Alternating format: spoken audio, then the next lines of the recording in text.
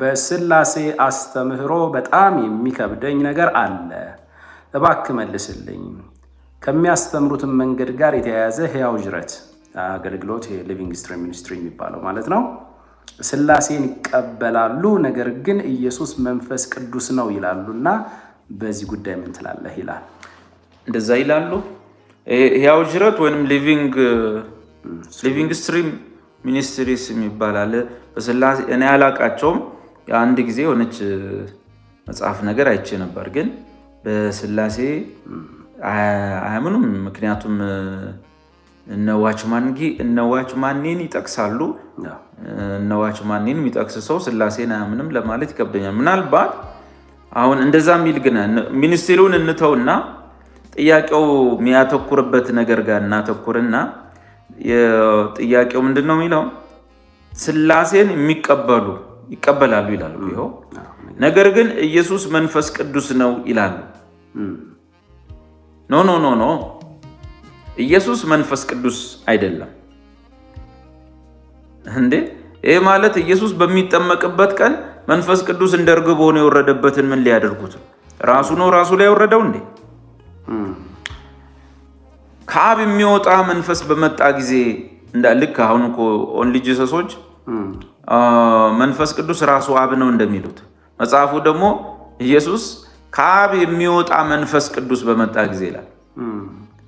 እንግዲህ መንፈስ ቅዱስ አብ ነው ካሉ ከአብ የሚወጣ አብ ሊሉት ነው ማለት ነው። ከአባት የሚወጣ አባት እና እንደዚህ ነገር አይደለም። በስላሴ ትምህርት ውስጥ 3 አካላት አሉ። ኢየሱስ ራሱ ዋናው ነግሮናል። አባት፣ ልጁና ቅዱሱ መንፈሱ፣ አብ፣ ወልድ፣ መንፈስ ቅዱስ 3 አካላት። ስንሸሽ ብንሉ 3 አካላት፣ 2 ብቻ አይደሉም፣ 3 1 ብቻ አይደለም፣ 3 አካላት አሉ።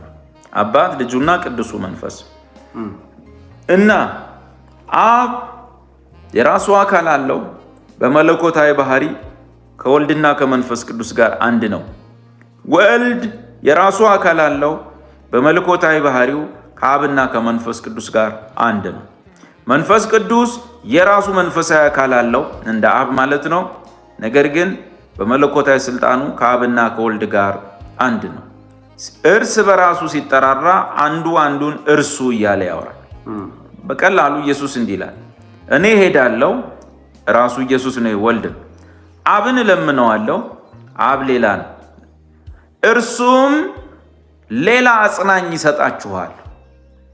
ከዛ ያ አጽናኝን ደግሞ ምን ይለዋል? ያ አጽናኝ ወይንም እርሱም በመጣ ጊዜ ይላል። እርሱም እዚህም ጋር እዛም ጋር የሚጠቀመው እርሱም እየተባባለ 3 አካላት አንድ አምላክ አለ መጽሐፍ ቅዱስ ውስጥ። አብ በአካል ወልድ አይደለም፣ ወልድ በአካል መንፈስ ቅዱስ አይደለም፣ መንፈስ ቅዱስ በአካል ወልድ አይደለም። ይህንን 3 አካል አብና ወልድን ወደኛ የተቀበልነው በመንፈስ ቅዱሱ መምጣት ነው። ኢየሱስ እንደዚህ ብሏል አይደል? አባት ሆይ እኔ በአንተ እንዳለሁ አንተ ደግሞ በእኔ እንዳለህ እኔ ደግሞ በእነርሱ ውስጥ ስንሆን በፍጹማን። መቼ ነው የተፈጸመው? በዓለ ሃምሳ መንፈስ ቅዱስ ሲወርድ ኢየሱስ በአብ ውስጥ፣ አብ በኢየሱስ ውስጥ፣ ኢየሱስ ደግሞ በእኛ ውስጥ እና እብረት አለን። እነዚህ 3 አካላት ናቸው። አንዱ የሌላኛው አካል አይደለም፣ ወይም የሌላኛው አካልን አይተካም። አብ ወይም በግዕዝ አባት አንድ አካል ነው።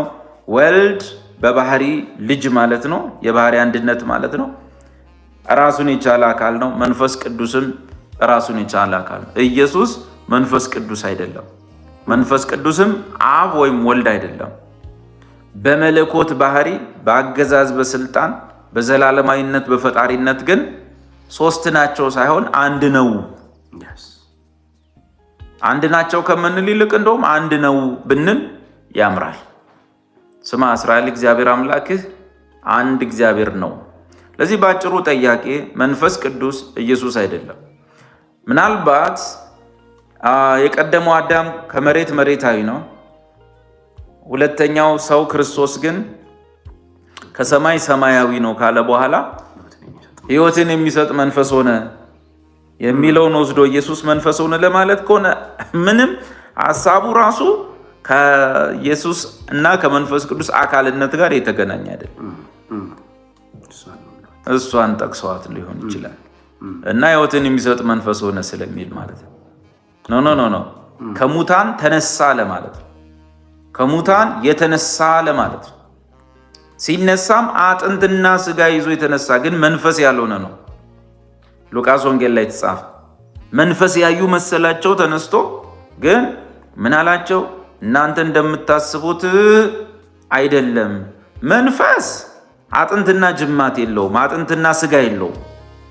እኔ ግን ይኸው እንደምታዩኝ ነኝ። ከመቃብር አጥንትና ስጋው ተነስቷል። እግዚአብሔር ወልድ ቃል ማለት ነው እና መንፈስ አልሆነ። መንፈስ ያዩ ሲመስላቸው ነው። መንፈስማ አጥንትና ስጋ የለውም። እኔ ራሴ እንደሆንኩ ኑና ቶማስ ሲነካው ይነካል። አጥንትና ስጋ አለው። የትንሣኤ አካል ይባላል። መንፈስ ሳይሆን መንፈሳዊ አካል ይባላል። ያኛው ግን የትንሣኤ ትምህርት ነው። ከሙታን ስለመነሳት የተጻፈ ትምህርት እንጂ ኢየሱስ ክርስቶስ መንፈስ ቅዱስ ነው የሚል ንባብ ጨርሶ በቦታው ላይ የለም። እንዴት አድርገውት ነው? እግዚአብሔር ይመስገን። በጣም ጥሩ ነው። እንደዚህ አይነት ነገሮችን ከእግዚአብሔር ቅዱስ ቃል አንጻር ለመመልከት ማሰባችሁ በጣም ጥሩ ነው።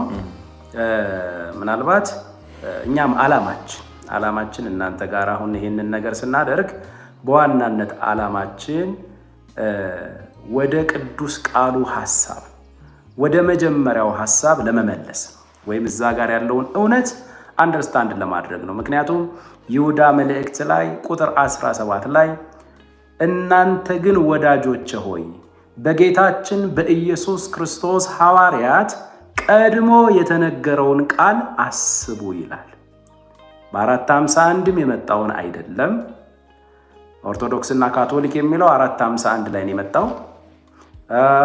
ፕሮቴስታንት ደግሞ ከካቶሊክ ውስጥ በ1517 ነው የመጣው። አሁን ኦርቶዶክስ፣ ካቶሊክ፣ ፕሮቴስታንት የሚለውን እንተወው እና ወደ ቅዱስ ቃሉ እውነት መመለስ አለብን። ስለዚህ እናንተ ግን ወዳጆቼ ሆይ በጌታችን በኢየሱስ ክርስቶስ ሐዋርያት ቀድሞ የተነገረውን ቃል አስቡ ተብሎ እንደተጻፈ ዓላማችን ወደ ቀደመው ቃል መመለስና መመለስ ብቻ ነው። ስለዚህ እንደዚህ አይነት የእምነት ድርጅቶች አንዳንድ ፐርፌክት አይደሉም። አንዳንድ ቦታ ላይ እንደዚህ አይነት ችግሮች አሉና ወደ ቅዱስ ቃሉ እውነት ለመመለስ እና ያንን እውነት ለመረዳት የምታደርጉት ነገር በጣም ጥሩ ነው። ጸጋ ይብዛላችሁ።